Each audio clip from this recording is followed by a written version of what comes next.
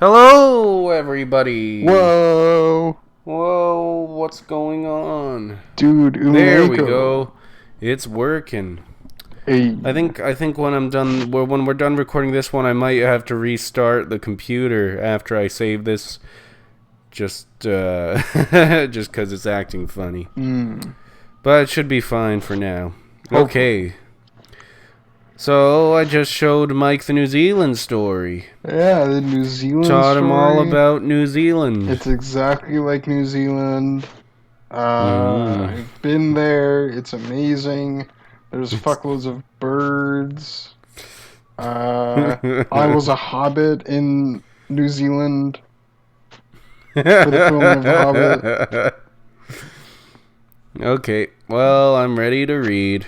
Yeah, I guess I am too. After being forced into a marriage she hadn't wanted, Natsui developed a grudge against the Ushiromiya family and was filled with a desire for revenge. From the trial synopsis, page 3. Natsui, also hoping to take revenge for the financial submission her parents' family had been forced into by the Ushiromiyas, schemed to capture the Ushiromiya family's wealth. From the trial synopsis, page 4.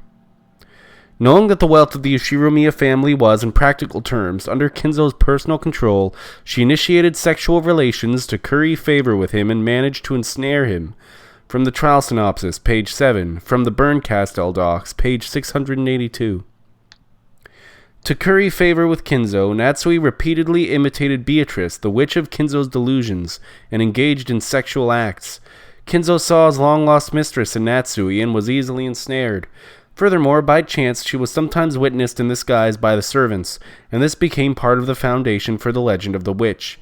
From the trial synopsis, page 8, from presented evidence number 17, from the Bernkastel docs, page 802.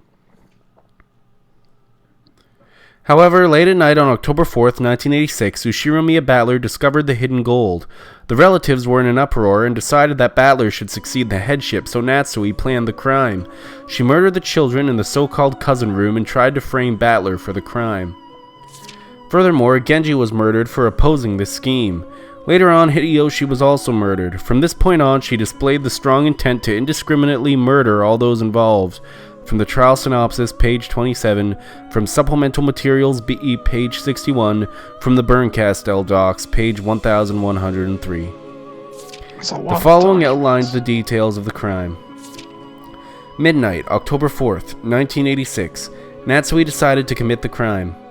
She asked Genji to assist her, but was refused, so she murdered him. She then murdered her husband Kraus in his own room. From the trial synopsis, page 40. From supplemental materials S, page 8. From the Bernkastel docs, page 1105. From GC internal docs, General Affairs, A09, number 9974. Whew. That's a lot of paperwork. Oh, yeah. Well, when there's a murder, it's always a lot of paperwork. That's why I don't murder. Afterward, she went to the so-called cousin room on the second floor of the guest house. Waited for Rosa to join the rest and killed George, Jessica, Maria, and Rosa. She damaged the necks of those corpses. Afterwards, because there were people in the lounge on the first floor, she waited in an empty room on the second floor. She hid in this empty room until the people in the lounge dispersed and went to bed. From the trial synopsis, page 41, from supplemental materials S, page 10, from the Bernkastel docs, page 1131, from GC internal docs, General Affairs, A09, number 9974. The people in the lounge dispersed just after 3 o'clock a.m. Natsui left the empty room and escaped from the guest house. She returned to her personal room where she met up with Kinzo, who had been hiding there. She stayed there until morning. Kinzo left the room early next morning and concealed himself somewhere near the guest house. From the trial synopsis, page 41, from supplemental materials S, page 29, from the Bernkastel docs, page 1200, from GC internal docs, General Affairs, A09, number 9974. Afterwards, Kinzo saw his chance and carried off the corpses of the 6 victims one by one, hiding them. That's how they're explaining all that. It's Kinzo hid the body. Kinzo who's been dead for... Too bad they tried so hard to prove that Kinzo was alive. Maybe if they didn't do that, then then he wouldn't be part of the mystery and they wouldn't go down this rabbit hole. Mm-hmm. Unfortunately, these hidden corpses have not been found. From the trial synopsis, page 42. From Supplemental Materials S, page 37. From GC Internal Docs General Affairs A09, number 9974. Natsui, who had failed in her scheme to cast suspicion on Battler, changed her plan to include the murder of all present. From the trial synopsis, page 58. From Supplemental Materials T, page 19. From the Burnt Castle Docs, page 1348. From GC Internal Docs General Affairs A09, number 99474.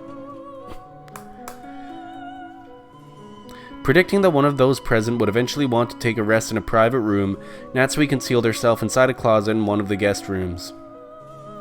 At about 1 o'clock p.m., she murdered Hideyoshi after he entered that room. From the trial synopsis, page 61. From Supplemental Materials T, page 26. From GC Internal Docs General Affairs A09, number 9974. From the time the others became aware of the incident to the time that they carried Hideyoshi's corpse out, Natsui once again concealed herself in the closet. Furthermore, as proof of this, a button from Natsui's clothes was found in the closet. How? Oh. Well, she was in the closet. She was in the closet, but how did a button fall off? Well, I don't know. Sometimes stuff just falls off. Hey, that's just the way you gotta be sometimes. Afterwards, she left the closet and tried to return to her room. However, Furuto Erika found and questioned her first, and she confessed to the crime. From the trial synopsis, page 63. From Supplemental Materials T, page 32. From Presented Evidence number 26. From the Burnt Castle Docs, page 1348. From the Lambda Delta Docs, line 7. From GC Internal Docs General Affairs A09, number 9974. From GC Internal Docs, first subsection U99, number 0107. From GC Official Notice number 01724434. Jesus.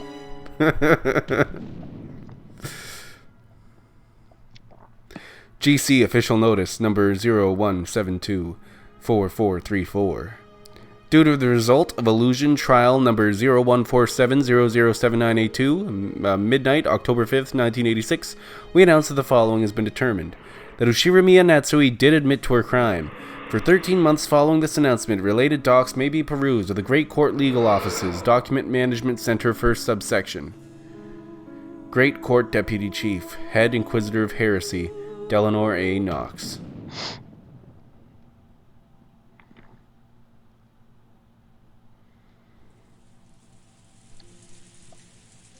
Then let's all assume that I did it, okay? That's what you want me to say, right?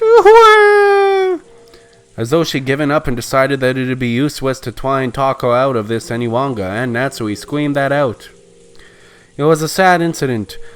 Battler.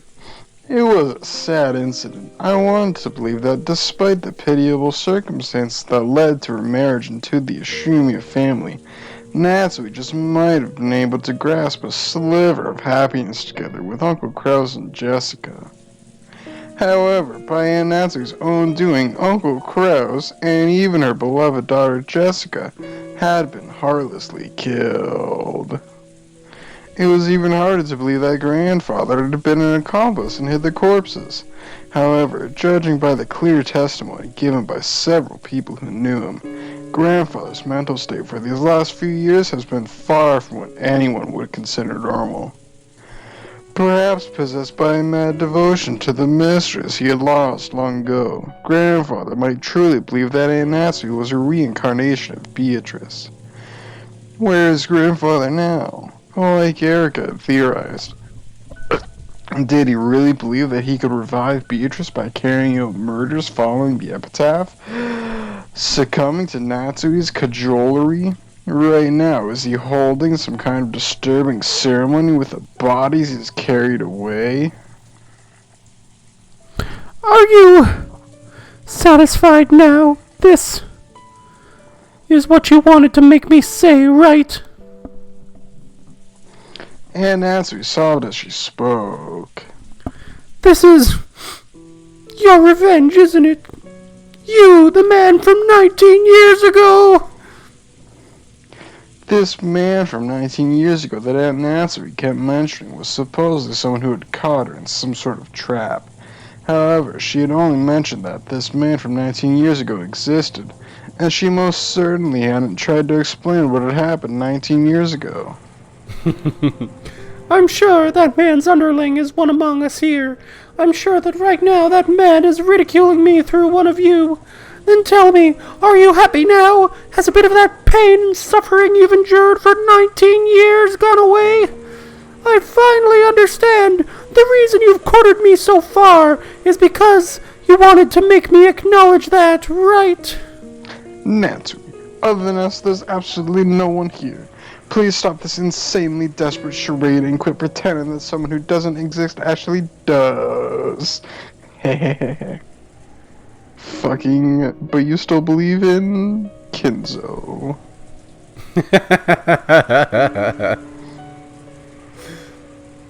Erica laughed mockingly, but as Aunt Natsu looked at us, no, she looked at some being behind us. She hung her head and shook. Then she confessed to her sin. I did it, I slept with Kinzo.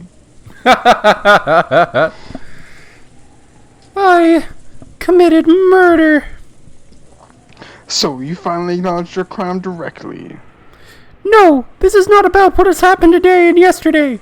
I will confess to a murder that occurred 19 years ago.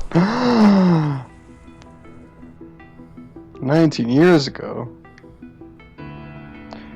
The adults all whispered together, wondering what this was about, because they had never heard about a murder case 19 years ago. 19 years ago, I committed a sin. I couldn't forgive it. That baby! Oh, an abortion, yes. Baby, now what are you talking about? On that day, 19 years ago, Father entrusted me with a baby. Since I still couldn't bear a successor on my own, Father told me to adopt a child, and he made me hold a baby that he said had been brought here from an orphanage. Oh, that Do baby. you have any idea how humiliating that was to me as a woman? With a mix of conflicting emotions, of anger, sadness, regret, and possibly a defiance, Aunt Natsu confessed her humiliation as a woman when she was no longer expected to bear a child, and also the indescribably unpleasant feeling of being made to hold an unfamiliar baby. It caused her great sadness and rage, and before very many nights passed, it ate a hole into her heart. And then, I sold my soul to demons. It happened when I went on a walk through the rose garden to the harbor along with a servant holding the baby. I wanted to be alone, but that female servant holding the baby faithfully followed me everywhere. I was unable even to tell her to stop following me, and therefore unable to escape from the child's crying. That day marked the beginning of 19 long, headache-filled years. Then we faced the cliff from across the fence, if by taking that baby and throwing it down onto the rocky beach far below me, I could undo it all. I really did listen to that demon's temptation. Then, for the smallest of moments, I thought of how wonderful it would be if I really could do that, and lent an ear to that temptation. At that time, the servant holding the baby stepped on a large rock, twisted her ankle, and staggered. She leaned against the rough fence, and at that time I thought I heard the fence creak loudly. I told her to look out and tried to grab her shoulder. No! I shouldn't be so vague. I'll repent. I'll confess. At that moment, I'm sure that as I told her to look out with both hands, I reached for that servant's shoulder, and with a thud, pushed her away hard. The rough fence snapped from the base, and the servant, along with the baby held in her arms, fell down towards the rocky beach below. Even though I remember that moment vividly, for some reason I recall a vague and very strange feeling. It almost felt as though, instead of falling, the two of them were silently swallowed up into empty space, so I didn't even hear the sound of them crashing to the rocky beach. No, I'm sure I heard it, but because I wanted to think that they disappeared, I must have erased that sound from my memory. And then? For an instant, I thought it was a dream. It was high enough that I couldn't see the two of them below me just by leaning over, so I didn't know whether their fall or the few seconds before that had actually happened or not. I must have been wishing so strongly that the child would fall that I just had a daydream. Trying to make myself believe this, I hurried back to the rose garden.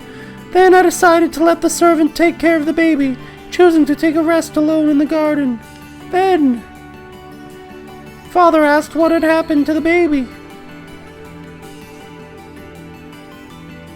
And an uproar began over the disappearance of the servant who had been in charge of it. Eventually, the broken fence was discovered, and 2 corpses were found at the bottom of the cliff. The child had apparently been here for reasons that couldn't become known, so its existence was hushed up, and the official story was that the servant had had an accident on her own and died. That's right, I stole away 2 innocent lives in one go. As for the poor servant, her family was graciously compensated. Her aged husband, who didn't know the truth, accepted this even though he grieved over the unfortunate accident. Then, just a few years ago, he died of old age, and I confessed the truth over his grave, apologizing. But until this day, I have never apologized to that baby. Yes, that's what you're after, isn't it? So right here, right now, I'll confess to my crime. I, Yoshiromiya Natsui, did 19 years ago push you off a cliff and try to kill you. But you didn't die, did you? You're still alive. And you still call me mother. You came to this island and took your revenge on me, didn't you? For these 19 years, you knew that the one you should have called your mother pushed you off a cliff, and you must have lived a very hate-filled life. And now you've taken everything I've gained since pushing you off that cliff, 18 years of my life, and smashed it all to pieces. I no longer have my beloved husband and daughter, and I've lost even my honor, and am being called a murderer. No, I really am a murderer, aren't I? Yes, that's right. It all went according to your plans. I'm now regarded as a killer. How's that? Is this enough? For your revenge, my husband and daughter have been killed. I've been made to look like a murderer, like an adulteress even. After seeing me living in disgrace like this, are you satisfied? Yes, I'll bet you're quite satisfied. Because my family, my honor, everything has been stolen from me. Oh! Ah!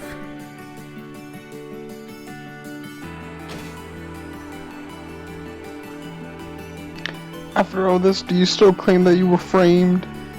Seriously, you just don't know when to give up.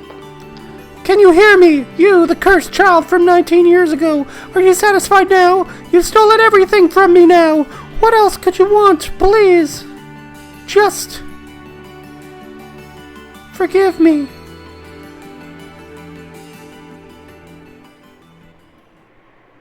No! Okay. Sounds like Battler Yep. to me. It's useless, isn't it? Huh?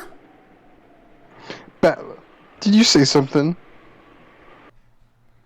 It's all useless.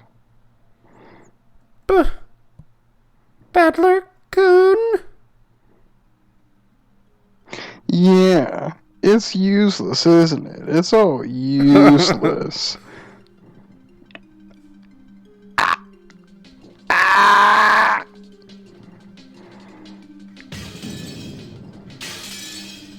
Whoa!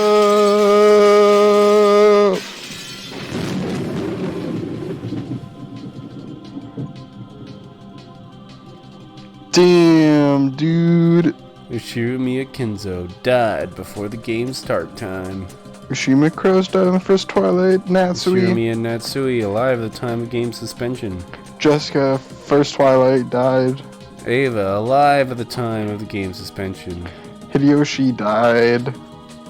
George died. First Twilight. Rudolph, alive. Kyrie alive at the time of the game suspension. Rosa died on the first Twilight. Maria died on the first Twilight. Nanjo, alive. Genji died on the first Twilight. Shannon, alive. Canon. Alive at the time of the game's suspension. Goda. Alive. Kumasawa Chiyo. Alive at the time of the game's suspension. Virgilia. Alive at the time of Ronave. Gop. Gop. Gertrude. Cornelius Fudge. Cornelia. Lucifer. Leviathan. Roller Coaster. Hey. Satan. Belphegor. Mammon. Beelzebub. Asmodeus. Chester double zeros. Chester 410. Chester 45. All of the goats. All of them. Fifth game. Hey. End of the Golden Witch. She's gone. She's not here anymore. She's dead, dude. No. Oh well. Forgive and forget.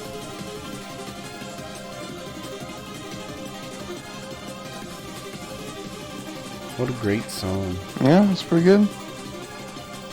Beedly-dee-doo-dee-doo-dee-doo-dee-doo-dee-doo.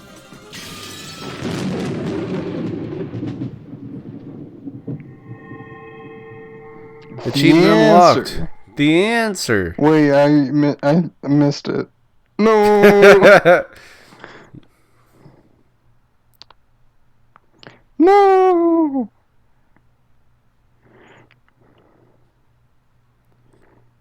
Well, there we go. That's the end. Wow. I was. How do you feel? How do You I feel like you understand? No. Oh. Ugh. I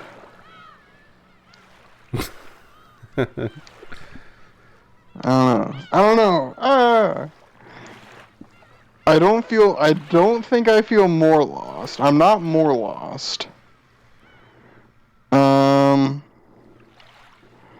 But I'm probably not much more less lost than I was when I started. Like, just the same amount of lost. Okay, well, there was a lot of answers in there, but you know. A lot of answers. I didn't get them. What the fuck? How did they just go over my head? How can I just not connect dots? Well, you're pretty smart. You'll connect them. They're just dots. You got one more episode to figure it out. One more episode? Oh, God. Oh, no. That's right. Remember Yep. when you had all the time in the world? I had all the time in the world, and I did nothing with it. Yeah, it's crunch time. I guess. Time to fucking figure out the epitaph. You figured out the epitaph? No. I think I'm getting there, though. Battler figured it out. Battler did figure it out. Well, not the meta battler, game battler. Yeah. Lambda or Burncastle figured it out. Wait, but And she showed it to Battler in a way that he wouldn't know what it meant. Exactly what we saw, that's what Metaverse Battler saw. So Battler technically doesn't know. Yeah, not the one from Not the one that we've been counts. following. Not the Not the one that one counts. who we've been following through the episodes and Yeah. Okay. God. and the Peace Battler only knew because Erica figured it out for him. Yeah. Battler had a few good points, though. A few. At least that's what Lambda said. Lambda was like, hey, Battler, I gave Battler some points. Some points. Or, like, not points, but I allowed Battler to sound smart sometimes. Oh, yeah. Yeah. Well, that wasn't Battler though. No, it was It was still just Bernkastel. Yeah, Bernkastel.